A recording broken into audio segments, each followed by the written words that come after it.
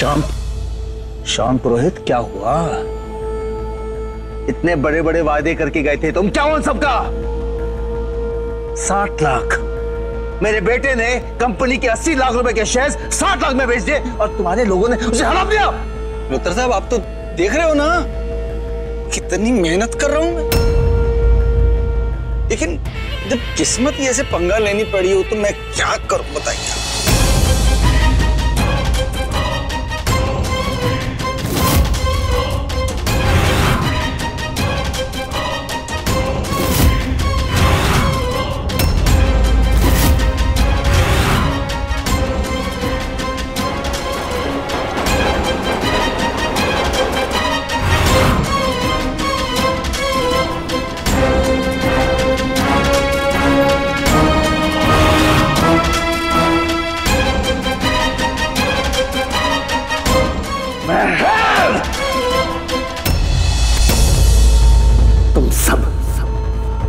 तुम सब उस जोक की तरह हो जो एक बार इंसान के जिस्म के साथ चिपक जाएगा तो तब तक नहीं छोड़ता जब तक खून की आखिरी बूंद ना चूस ले। अरे लानत है तुम पर और तुम्हारे पूरे परिवार पर। अब ये लड़ाई सीधी होगी। जो कुछ भी करना है वो मैं करूंगा, सिर्फ मैं।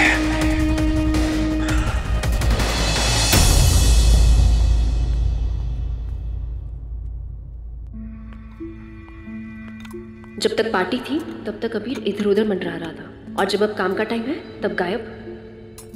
You're welcome, ma'am. मैं जानता हूँ थैंक यू बोलने में बड़ी परेशानी हो रही होगी ना तुमको, पर हाँ लाउड स्पीकर पे तुम्हारे अंदर वो थैंक यू बोलने की फीलिंग जरूर बज रही होगी, है ना? अपनी गलत फहमी की दुनिया से बाहर निकलो अबीर। मैंने तुमसे कोई पार्टी नहीं मांगी थी कि मैं तुम्हें थैंक यू कहूंगी। और वैसे भी क्या खुशी थी तुम्हें पार्टी करने की? हाँ, क्या रीजन था? होगा बेकार सा रीजन तुम्हारा एज यूजुअल। तुम्हें अंदाजा भी है कि तुम्हारी इन हरकतों की वजह से दूसरों पर क्या असर पड़ता है? हाँ, माँ की तबीयत खराब थी 2 दिन पहले। मैं पूरा दिन ऑफिस में काम करके लौटी हूँ, थकी हुई हूँ, लेकिन नहीं, तुम्हें क्या? तुम तो करो पार्टी।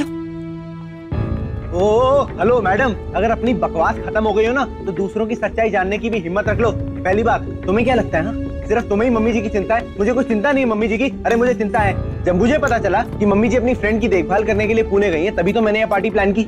और वैसे भी बिस्तर पे पड़े रहने को मैं जीना नहीं बोलता। मैं अगर जिंदगी ढंग से जीनी शुरू की जाए ना तो बीमारियां आसपास भी नहीं भटकती। और दूसरी बात यार, मुझे लगा कि तुम्हारी सड़ी हुई शक्ल पे थोड़ी देर के लिए खुशी तो देखने के लिए मिलेगी मुझे अगर मैं पार्टी करूंगा तो। नहीं, इतने दिनों से जो भी कुछ हो रहा है ना मैं, उससे मुझे लग रहा था कि एटलीस्ट हम दोनों एक दूसरे के दोस्त ना सही पर ढंग से बात तो करेंगे, एक दूसरे की बात तो समझेंगे। पर नहीं, तुम्हें तो मेरे में और मेरे किए गए हर एक काम में सिर्फ और सिर्फ गलतियां ही दिखती हैं। मैं जो भी कह रही हूँ उसके पीछे वजह है अबीर। तुम जो भी कर रहे हो ना ठीक नहीं कर रहे। तुमने एक बारी भी माँ की आंखों में ढंग से झांक कर देखा जब वो तुम्हें देखती है? मुझे उन आंखों में सपने दिखाई दे रहे हैं। तुम क्यों दोबारा उन्हें वो सपने दिखाकर उनका दिल तोड़ना चाहते हो? हाँ, अबीर तुम्हारा यहाँ रहना, ये पार्टियां करना, ये जगराते में उनकी मदद करना, उनके डॉक्टर का नंबर तुम्हारे पास होना, मुझे उन बदमाशों से बताना, ये सब क्या गलती है उनकी अगर वो दोबारा उम्मीदें ना बांधे? तुम ये घुमा फिरा के क्यों बातें करती हो यार? एटलीस्ट ऐसी बात करो जो मेरे समझ में आए। यही तो प्रॉब्लम है तुम्हारी अबीर, तुम्हें कुछ समझ में नहीं आता, लेकिन जो मन में आता है वो करते हो तुम। अबीर, माँ को लगता है कि तुम और मैं दोबारा एक साथ हो जाएंगे। हाँ हाँ, मगर हम दोनों तो सच जानते हैं ना कि हम दोनों कभी मतलब कभी और कभी भी एक नहीं होने वाले। तो ये बात जाके तुम माँ को क्यों नहीं बोल देती? हाँ? एक मिनट, महर पुरोहित, कहीं तुम खुद भी तो ये सोच के नहीं बैठी कि अबीर मल्होत्रा यहाँ तुम्हारा दिल जीतने के लिए रुका हुआ है? एक्सक्यूज मी, ये गलतफहमी तुम्हें होगी कि तुम मुझे या मेरा दिल जीत सकते हो। समझ में आई? हेलो मैडम, एक बात ध्यान से सुन लो। मैं इतना बड़ा पागल नहीं हूँ कि उसी पत्थर को वापस अपने घर पे ले आऊं जो इससे पहले मेरा सिर फोड़ गई थी। अबीर मल्होत्रा महर पुरोहित का दिल जीतने यहाँ पे नहीं रुका है।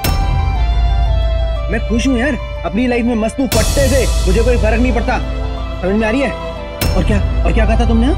मन्नत मांगी है, श्राप नहीं। तो मुझे भी ये महर पुरोहित नाम का ना जीता जागता हिलता डुलता श्राप नहीं चाहिए अपनी जिंदगी में।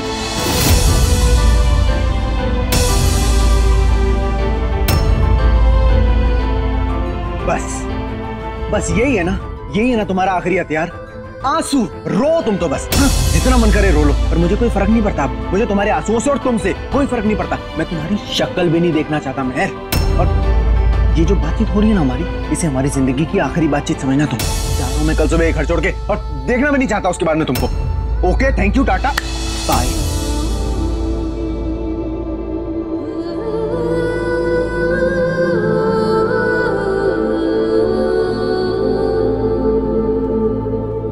मैं तुम्हारी शक्ल भी नहीं देखना चाहता मैं।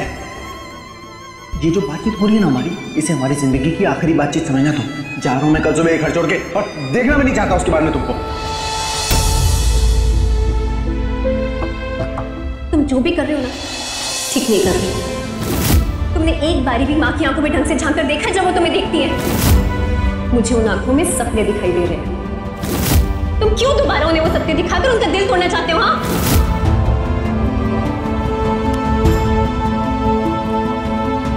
अबीर, तुम्हारा यहाँ रहना, ये पार्टियां करना, ये जगराते में उनकी मदद करना, उनके डॉक्टर का नंबर तुम्हारे पास होना, मुझे उन बदमाशों से बचाना, ये सब क्या गलती है उनकी अगर वो दोबारा उम्मीदें ना बांधे?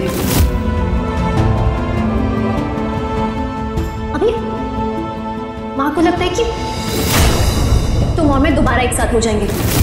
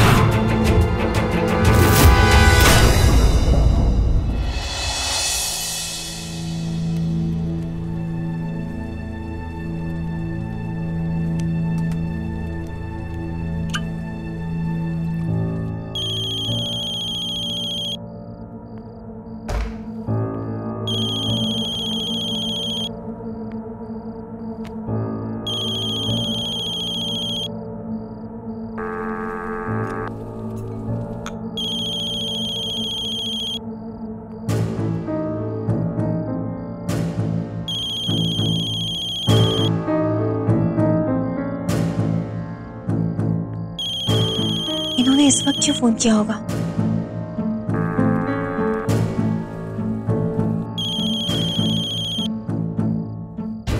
हेलो, इतनी रात भी बहुत बिजी हो शायद।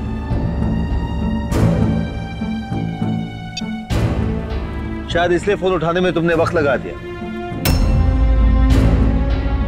कुछ बहुत जरूरी काम होगा आपको, इसलिए आपने इस वक्त मुझे याद किया। हाँ हाँ, बात तो जरूरी है, लेकिन ये बात फोन पर नहीं बता सकता मैं। मिलना है तुमसे। जी आप बता दीजिए कल किस वक्त? मैं कल नहीं, आज इसी वक्त। आज ही मिलकर कुछ बातें क्लियर करनी है। इस वक्त 11:30 हो रहे हैं, इस वक्त कैसे? मैं पहले ही कुछ चीजों को टालने की वजह से बात यहाँ तक पहुंची है कि मुझे तुमसे बात करनी पड़ रही है, और मैं अपनी गलती दोहराता नहीं। अगर तुम नहीं आ सकते तो मुझे बता दो, मैं वहां जाता हूं, लेकिन बात करना बहुत जरूरी है आज। नहीं, उन्हें यहाँ बुलाना कुछ नई मुसीबतों को खड़ा कर देगा। आप तकलीफ मत उठाएं, मैं आती हूँ। गुड।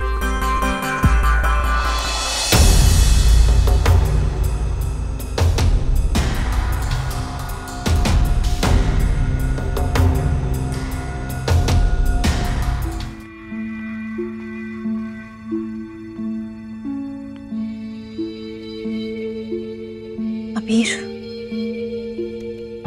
उसे बताना ठीक रहेगा क्या? शायद उसे बताओ कि उसके डैड ने इतनी रात के मुझे क्यों बुलाया। ऐसी क्या अर्जेंट बात हो सकती है? ऑलरेडी 11:40 हो रहे हैं। उससे बात करती हूँ।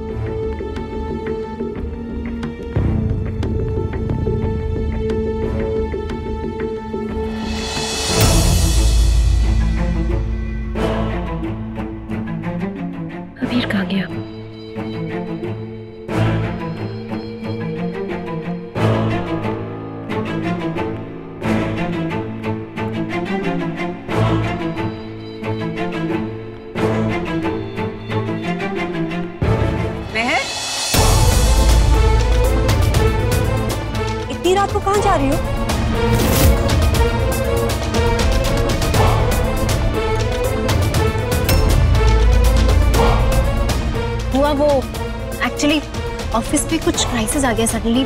आप परेशान मत होइए, मैं फटाफट से आती हूँ, ठीक है? क्राइसिस?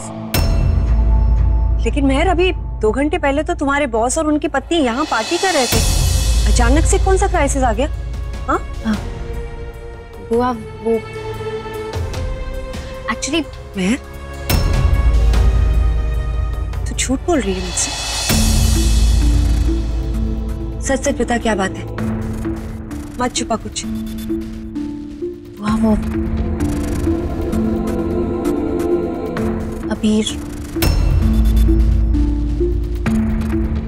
के डैड ने बुलाया है। क्यों? क्यों? मुझे नहीं पता, कह रहे थे कुछ बातें क्लियर करनी है। तो कल सुबह का सूरज निकलेगा, कल सुबह चली जाना। मैंने भी यही कहा उनसे कि मैं उनसे कल मिलती हूँ, लेकिन वो कहते कि अगर तुम नहीं आई तो मैं आ जाऊंगा, और मुझे उन्हें यहाँ इस वक्त बुलाना ठीक नहीं लगा, तो इसीलिए मैंने सोचा कि मैं जाकर आती हूँ। और आप परेशान मत होइए, मैं जल्दी से वापस आती हूँ। नहीं, मैं भी तेरे साथ चलती हूँ, चल। अरे बुआ, आप क्यों परेशान होंगे? नहीं मेहर, यहाँ रहूंगी तो ज्यादा परेशान होंगी। वैसे भी उस बदतमीज और घमंडी इंसान से निपटना मेरे लिए आसान है, तेरे लिए नहीं। चल आजा।